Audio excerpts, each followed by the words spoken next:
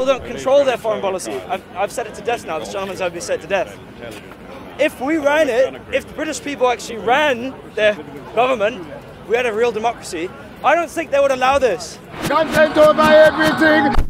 They would not allow this. No, they would not allow this.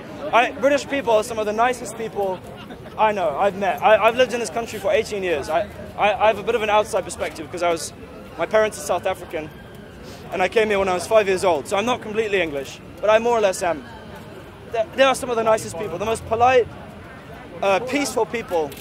You've just made it. Hang on. And yet, hang on, stop there. No, hold on, I'm not finished. Cannot make that statement. If they really knew what their government was up to, if they really had control over what the central government was up to, they would not allow this to happen. But the fact is, the state withholds all that power to itself, and it doesn't allow the people as a whole to decide how to deal with China and Russia and Iran and America. It doesn't allow us really a say in that.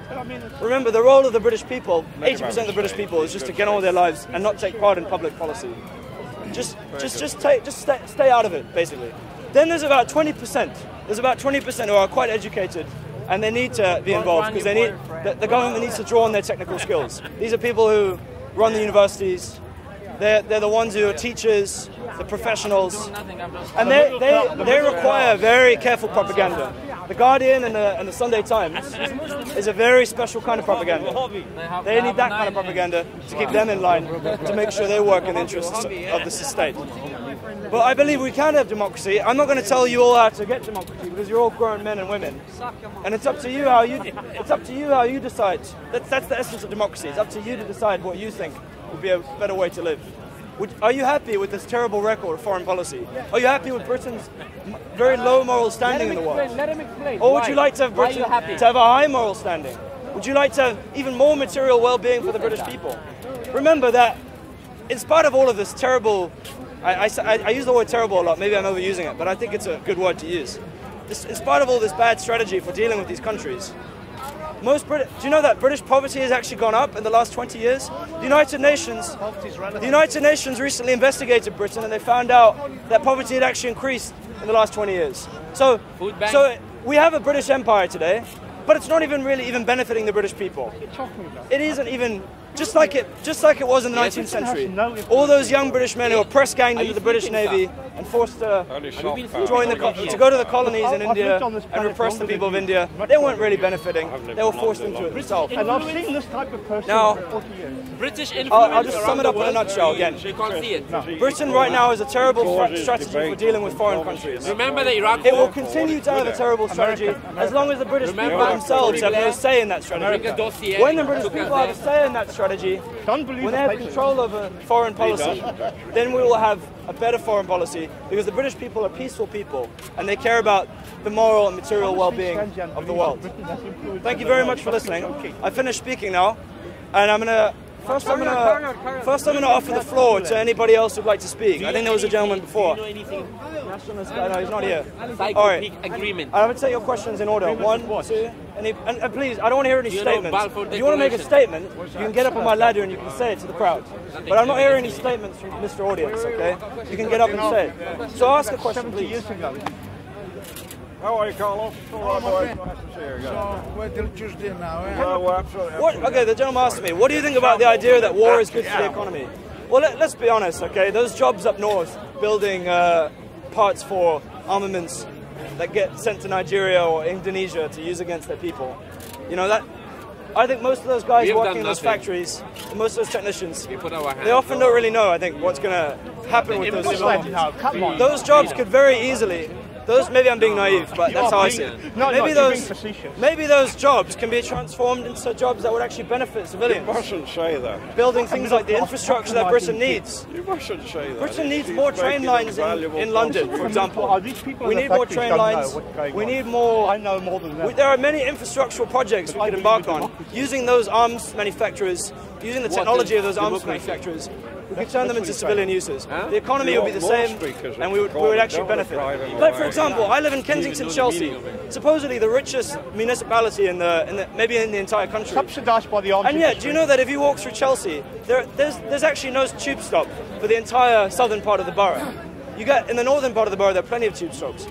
And I live near Earl's Court, which is one of the most, which has the most tube stops. But the southern part of the borough has almost none. I don't know why that is, but they could build a train line going through there. Well, maybe because they all got I believe even SUVs and that sort of thing. I think even Crossrail is don't need to use the tube. Yeah, maybe that's why all the rich people have SUVs. Yeah. But can I tell you something? In Chelsea, you have World's End Estate. It's not all rich people. You have World's End Estate. There are plenty of people who could really benefit from better public transport to get them to places they need to go. So that's my answer to that question. Any other questions, this gentleman wants? And then I'll take your question. As EU tanks roll down the streets of Paris, wouldn't you agree that the first step towards reclaiming democracy would be to leave the EU? Well, listen, many of you are worried about British sovereignty, national sovereignty, in the face of the European Union, right? And I'm sure many of you are happy with the vote. Just to be very upfront, I voted to remain. But to be honest, this is not a major question of foreign policy. This is not a really truly important. I think it's quite important, but there are much bigger issues to think about, and I don't feel strongly either way. I think the European Union, we should have stayed in the European Union and democratized it. We should have made it more. We should have made it more of an accountable.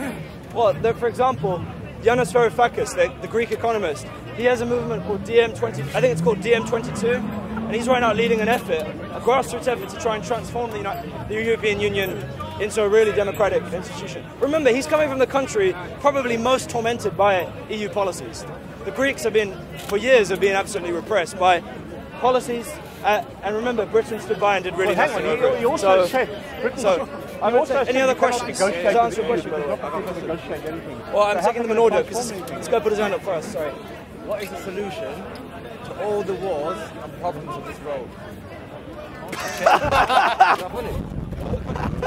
If he's going to answer this, I mean... Is there a solution or not, first of all? Probably not. The gentleman asked me, what is the solution to all the wars and problems of the world? I've got an idea for one. Well, I may not be from any of the countries you're from, so I'm not going to tell you what your countries can do, but Britain could do a lot. Remember, Britain has the 5th biggest economy in the world, so we could do a lot. Now, if you want to stop warfare, you need to create justice. One of the main reasons people go to war is often because they believe they don't see another way to redress injustice. So we need to create real justice through democratic institutions, through non-violent action. There are many non-violent methods of warfare. There are many non-violent techniques. Like Gandhi kind of created a strategy for this, in getting rid of the British Empire out of India. But there's also an academic called Gene Sharp of the Albert Einstein Institute. He died recently, I think last year or this year he died. But his life's work was basically to take Gandhi and codify it into a body of about 200 methods. There are about 200 methods, of which public speaking is one. Public speaking is one method of non-violent action, which you can use to bring about a more democratic world. And then if you have real democracy, you'll have less warfare. Remember, democracies don't really attack each other. France and Britain will probably never attack each other as long as America and Britain, it's not going to happen. I mean, if you have a more democratic society, they're less likely to go to war with other democracies. I don't know why that is. It's probably a good reason. No, you already asked the question. Sorry, you want to ask the question? No, I'm just curious to know why a gentleman from South Kensington, first of all, you support the EU. Sorry, are you going to ask the question, or are you... Well, I'm not. You can get up and speak if you want. No, I don't want you to get up and speak. I've got a question for you, just keep it brief, so go on. How can you vote for a remain in the EU, for example, and on the other hand, say that the majority of people who support Remain are the military-industrial complex, the so-called establishment, etc., etc. So by voting Remain, you're contradicting yourself. That's what I felt, man. No, to be honest, that's not true, because... The swamp. Listen, I didn't feel very particularly upset, or... It's not for me. It's not an important question, but it's not an important I voted to remain. I voted to remain because I think that, again, like I said, if you actually listen to me, I said we could have made the European Union more democratic. I agree with that. If the British people had joined that movement, DM22, that Yanis Varoufakis started, if a good section of the British public joined that, we could have had a more democratic European Union. Instead, now we've left, and now, as a result, you're probably going to see the British government is probably going to move closer to America. Remember, the British government have an addiction, and that addiction is empire. It didn't end in 1945. It keeps going right up until today.